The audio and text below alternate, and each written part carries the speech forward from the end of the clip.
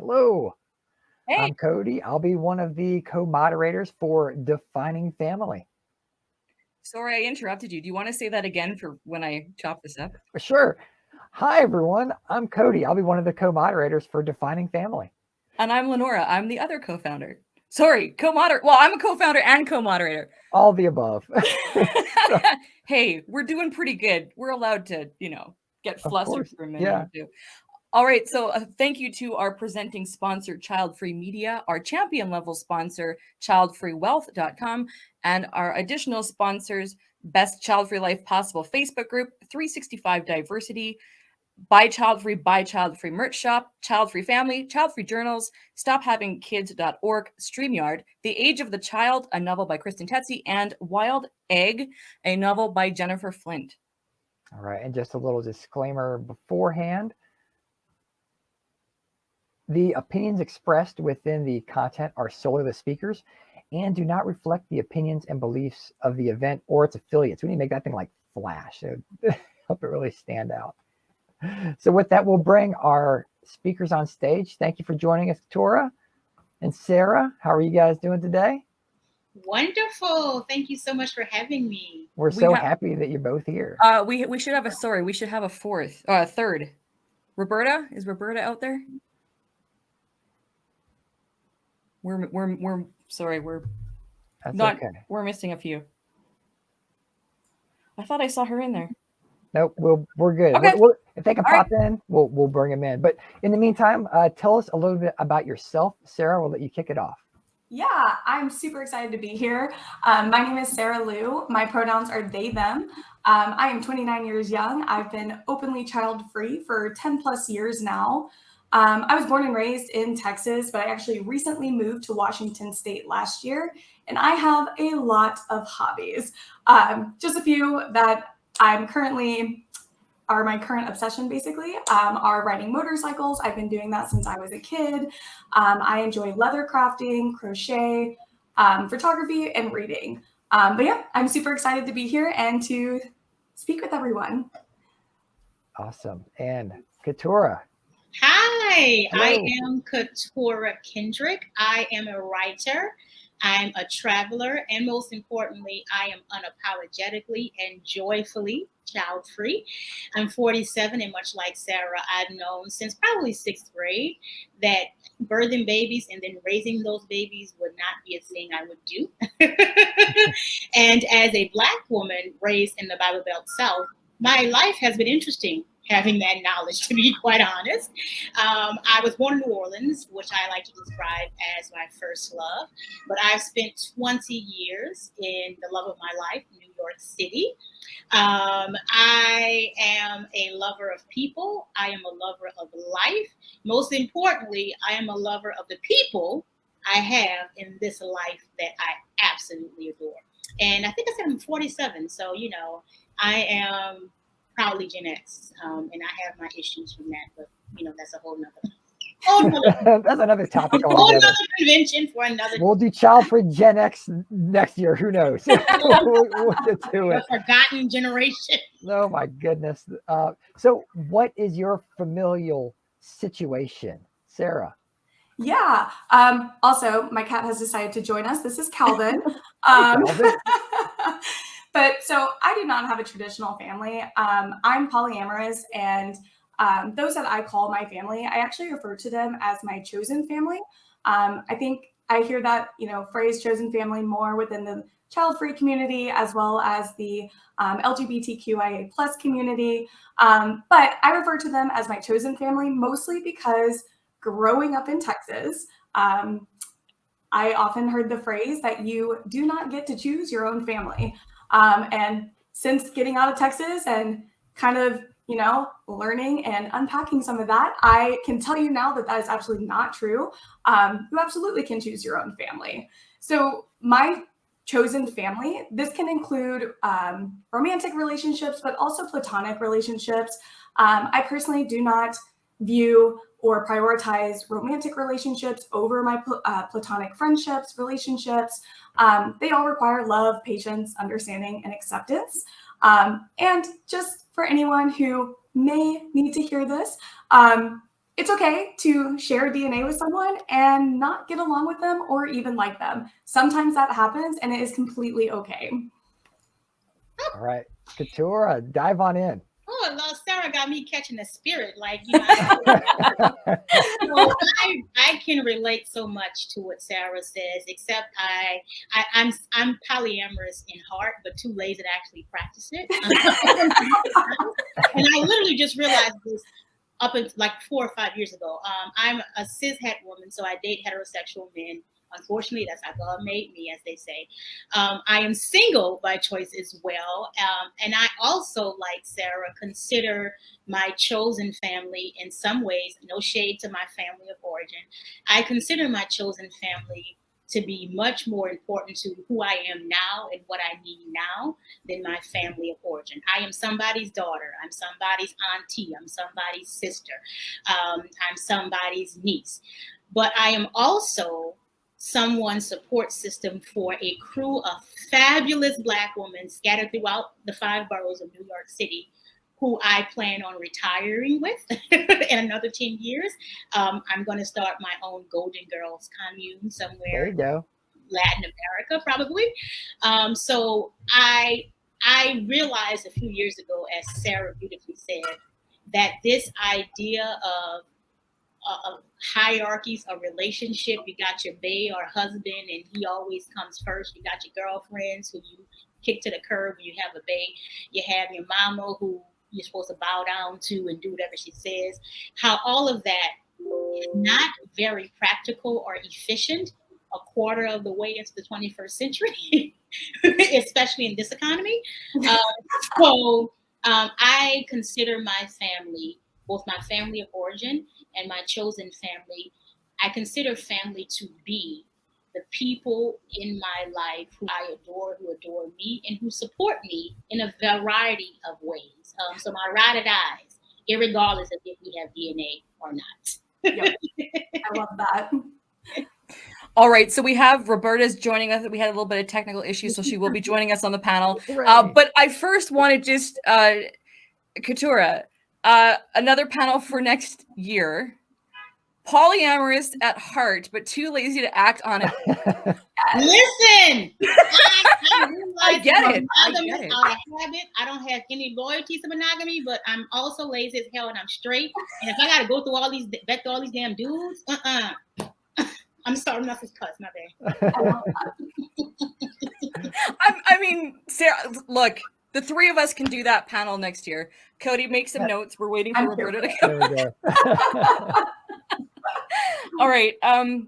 Okay, we'll continue to the next question, and we'll get Roberta set up hopefully in the next little bit. Oh no, I hear something. Welcome to the live Childfree Convention, everybody. This is yay! You made it. Let's Roberta, awesome. Okay, welcome, can we hear welcome. you? Can we hear you? I can't. I can't. I have no sound with her. Oh, she's muted. Can't hear you, Robert. Okay. All right. See if you can text her in the background. Anyway, okay. So we'll just kind of keep rolling here, and then we'll pull her in when we get all that straightened out.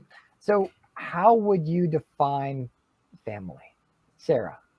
Yeah. So, simply put, how I would personally define family is safe and accepting. So when I mean safe, or when I say safe, I mean that you're able to feel vulnerable with your family, heard, seen, valued, and honestly just cared for.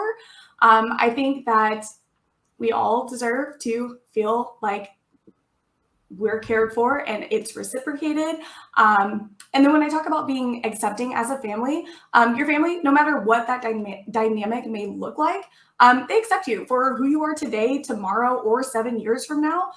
We all change as these years continue on. We continue to change along with them.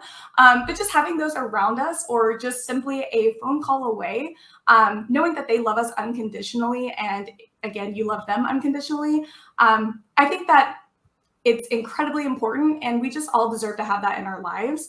And also, when it comes to family, for me personally, I always like to include that family is a space where you can all just exist comfortably, even if that time is sitting in complete silence.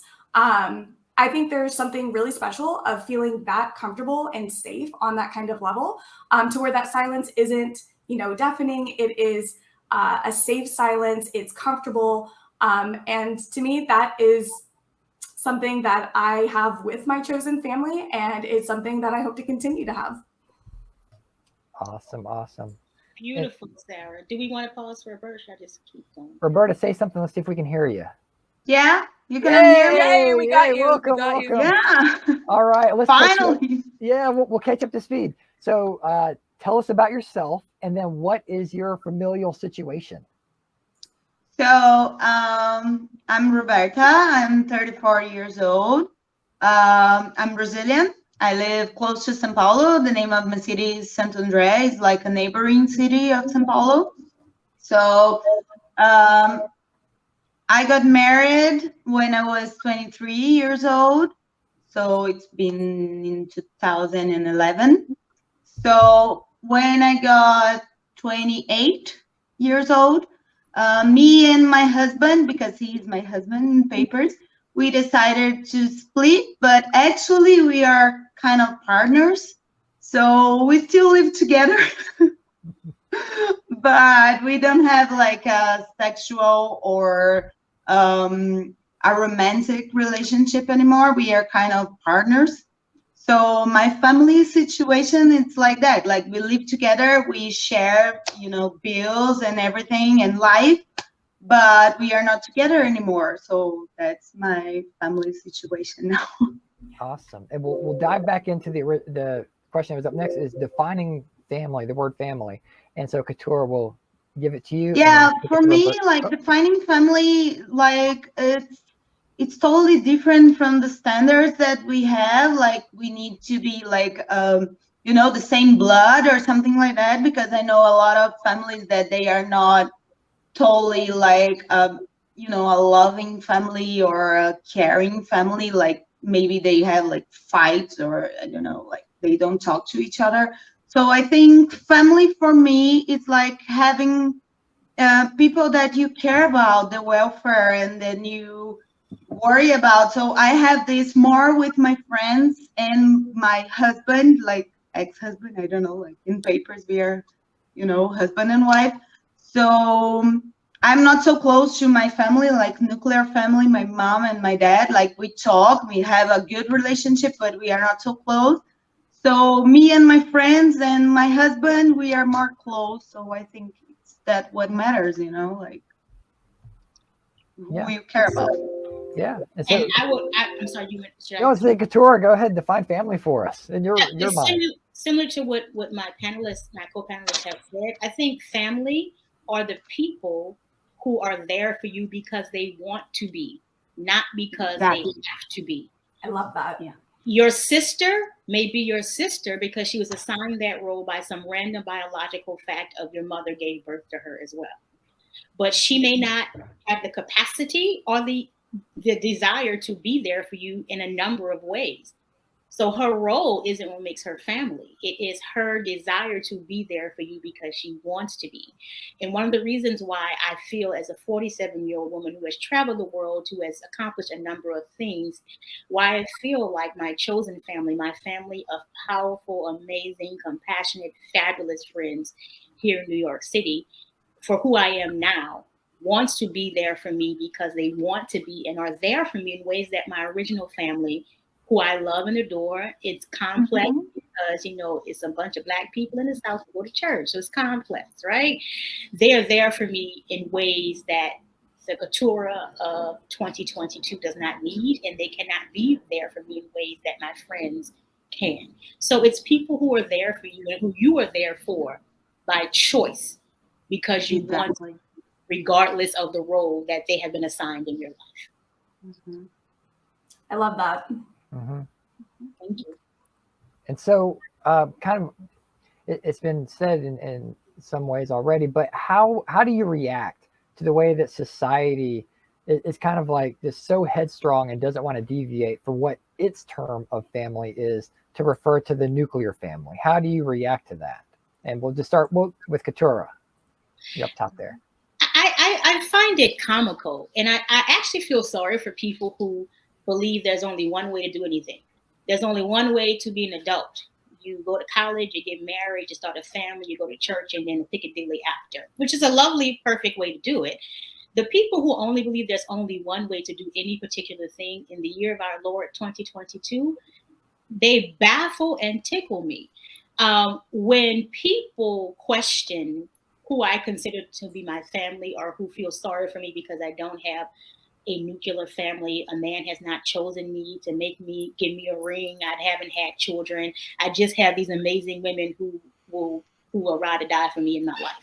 I kind of feel bad for them, because I think the way the world works and the reality of life is the people who share your DNA, you are guaranteed nothing from them. You are not even guaranteed to have them forever through a number of reasons.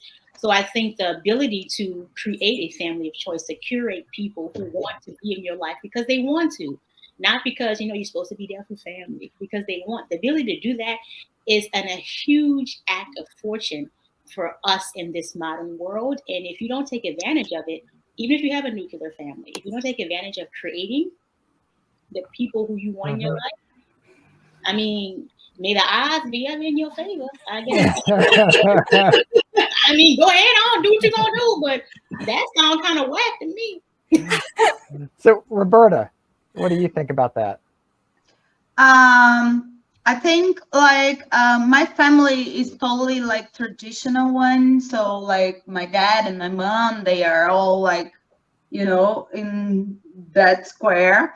So for me, I feel the same. Like I feel sorry for people like that, because I think the world is changing. Like the standards to work or to study or to, have a life or get married or have kids, everything is changing. So I think it doesn't fit anymore. Like we have another society. Like maybe when I get old, I can live with my friends or have another kind of, like way of living our lives. So I feel sorry about them too, because, like I know people nowadays, like kids that have two dads or two moms or whatever, are being raised by the grandfathers or grandmothers. So, like actually it doesn't matter anymore. If you like someone, if you care about the person and the welfare about that person, that's what matters. Like family should be that way, because we live in a society that actually we should care about each other. It doesn't matter if it's the same blood or something. So I have kind of the same way of thinking. Yeah. And so, Sarah, let's wrap it up on that question. Yeah, absolutely. So I personally think that this term can be very dangerous, especially as someone living in the US today, with everything that's going on in the US. I really think that this term has the capability to be dangerous and harmful. Our language matters, representation matters, and I think that this term could be used and is being used, that we're seeing in the news every day, to further marginalize already marginalized groups or individuals and to judge them for choices that don't affect anybody else. There's no one correct way to be a family. And I think that this term really pushes the narrative that the correct family is between two adults and their dependent children. And just from personal experience, I can tell you that's absolutely, again, not true. As Katora put it wonderfully about, your chosen family, they're people who want to be there with you and want to be in your life. And I just think that is, I couldn't say it better. That is exactly what families should be. People that you want in your life and they want you in your life. Yeah, and so a new question for you guys is, so why should a child-free person even care about being included in the definition of a family? I'll jump in. I'm sorry. Yeah, please. Yeah, go ahead. I think, as Sarah said so beautifully, and as Roberta sort of intimated in many of her responses, representation matters. And I think it's terribly. I remember being a good little Christian church-going girl, about 15 or 16, wanting so desperately to see me. I wanted to see me in media, both mainstream and media targeted to marginalized people. I wanted to see me in books, and I never saw me. So whatever the version of you are, it needs to be represented. And the further you are from the center of what has been defined as the default way of being, the further away you are, the more emphatic you need to be on being represented. So we simply need to care because our families matter. Sarah's polyamorous family matters just like my family of dope Black women in New York. Roberta's ex-husband / roommate / babe, whatever she calling him, that matters just as much. So we are not second class. We are a version of adulthood and a version of family that is just as valid as the one people have been used to for the last several millennia. Well said. And so let's go to Roberta.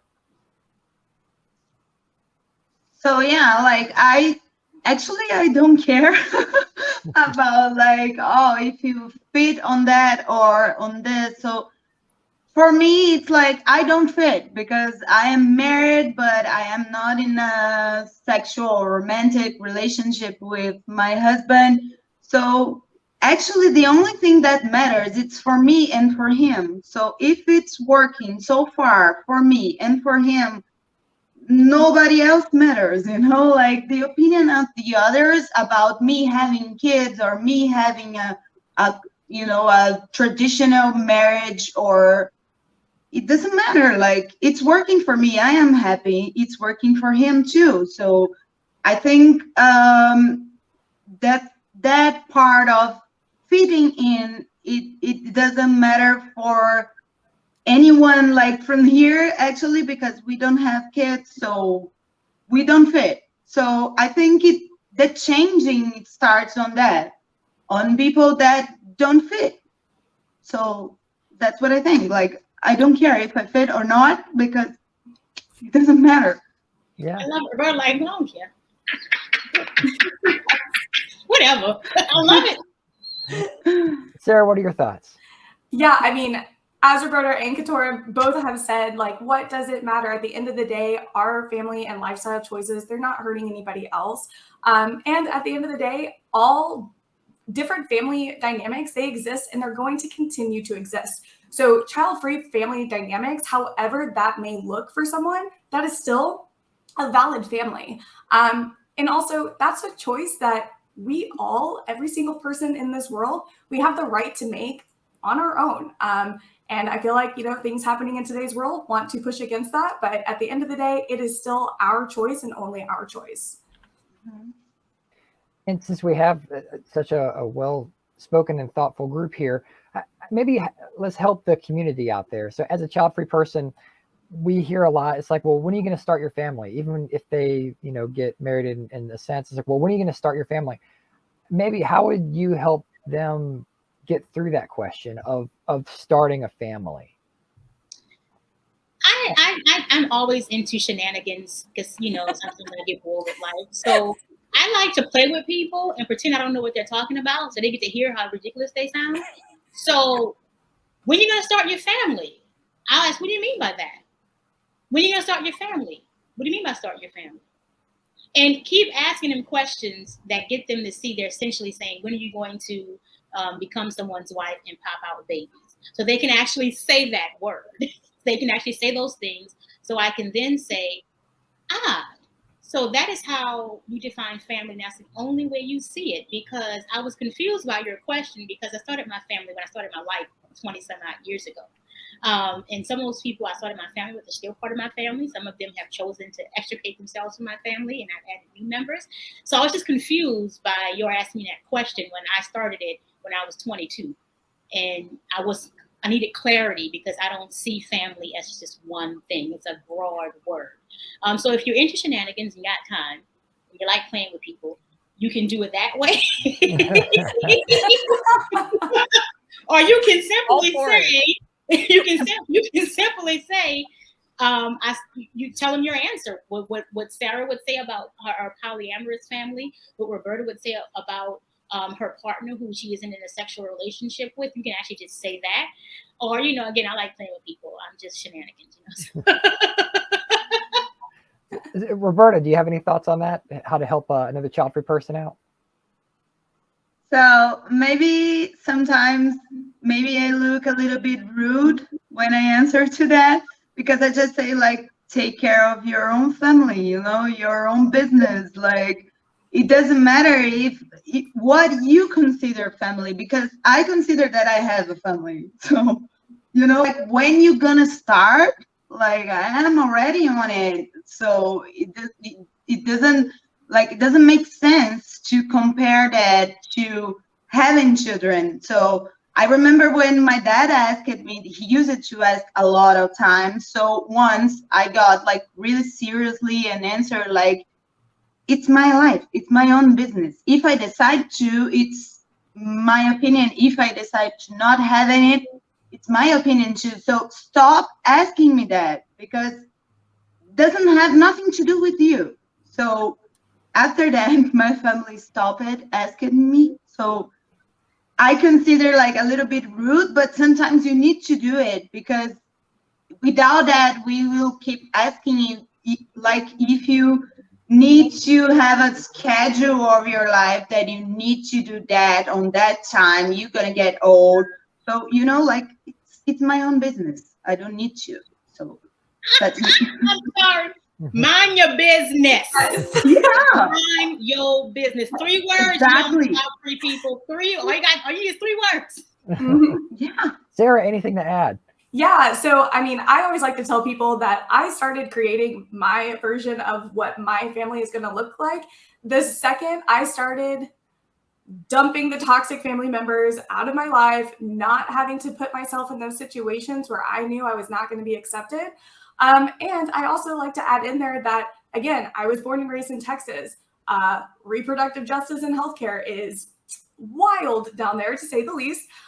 It took me 8 years of going to a doctor over and over and over again, asking for permanent sterilization. And I finally found a doctor who agreed to do it, but he still had me write a letter defending my choice to him and explaining why I do not want kids and I want to go through this process. So I feel like I got, one, it was inappropriate. Absolutely. I should have never had to write that letter. However, I got to speak my piece to a doctor who did not want to do this for me as someone who looks the way I do and doesn't want kids. And I felt like with that alone, I kind of regained some of my power that people try to consistently take from me. That's awesome. Good for you. And so with that, closing remarks, is there anything that you would like to plug, promote, let people know how to get in touch with you after the convention? Katura. Thanks. So the best way is www.katurakendrick.com. I'm an author of No Thanks, a Black female living in the martyr-free zone, an award-winning book I'm very proud of. I'm a freelance writer, so if you Google me, you'll find my work in NBC, USA Today, HuffPost, but you can find everything in one place on my website, including my podcast and also links to my social media. So my website is probably the best place to go to get everything in one place. Okay. Roberta. So for me, like, I'm starting on this, like, like streaming thing and online thing. So I don't have like website or something, but if you guys have an Instagram, I'm on Instagram as robs.ch. So I am a pole dancer too. So there's another thing that I had trouble on it because, so if you guys want to get in, I'm there. All right. Thank you, Roberta. And Sarah. Yeah, so I am currently in the process of working on a website for myself. So I don't have those details right now, but if you want to get in touch, if you want to discuss the child-free lifestyle anymore together, please feel free to find me on Instagram. My username is coffeepotqueer, one word, coffeepotqueer. So feel free, send me a request. Let's connect, and yeah. Awesome. Well, thank you everyone for your time. LeNora, any final thoughts? Sorry, I kind of kept talking through the whole thing. Thank you, Cody. I appreciate it. Yeah, we had a lot behind the scenes going, so I was unusually silent. Thank you. I've enjoyed the conversation. I want to have an after party with the three of you. I mean, everyone else can come too, but I this has just been amazing. I'm gonna have to watch the replay back. But thank you very much for your thoughts. We are a lively bunch. Yes, you are. You know, it's great. It just, yeah, it's fantastic. We have the halftime show, everyone, coming up next. So there's more conversations. I'm going to go have a shower. Cody's going to change into a dress. We'll be back. So stick around. We're still going. Thank you again, Sarah Couture and Roberta, for being here. We really appreciate it. And shout out to Laurel. Laurel didn't get on the panel, but she will be with us for the 60 plus panel later this afternoon. So huge shout out to the audience. We will be talking with you guys in the audience shortly. So stick around for the halftime show. Thank you, everyone. All right, thanks. Bye. Thank you. Bye. Thank you.